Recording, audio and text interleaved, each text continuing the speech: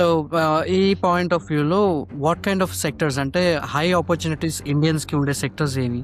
Construction, real estate ఒకటి, IT sector ఒకటి, and hospitality కూడా. డ్యూరింగ్ వింటర్ చాలా మంది ఆఫ్ టూరిస్ట్ మనల్ని ఇక్కడ విజిట్ చేస్తారు. సో హోటల్లో చెఫ్స్ జాబ్స్ కూడా ఎక్కువ పడుతూ ఉంటాయి. చెఫ్, వెయిట్రెస్, ఈ kind of jobs. So luxury హోటల్లో వర్క్ చేయడానికి వెయిట్రెస్ కానీ, అడ్మిన్ కానీ, సో ఈ kind of jobs hospitality sector అన్నమాట. And Right. ఎక్స్పోస్ ఇవన్నీ కూడా జరుగుతూ ఉంటాయి ఇక్కడ. So hospitality sector, real estate and ఇది. అంతేకాకుండా aviation, because Emirates world's richest airlines ఇక్కడే ఉంది మనకి.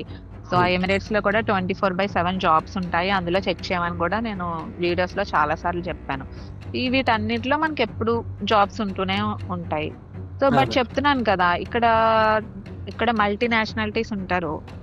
అందులోంచి కాంపిటీషన్ లో సెలెక్ట్ అవ్వాలి నువ్వంటే, so you should not be a beginner.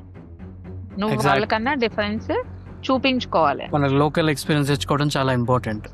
చాలా ఇంపార్టెంట్. యూఏఈ ఎక్స్పీరియన్స్ వన్స్ పడ్డాక కంపెనీస్ నిన్ను ప్రిఫర్ చేయడానికి చూస్తాయి.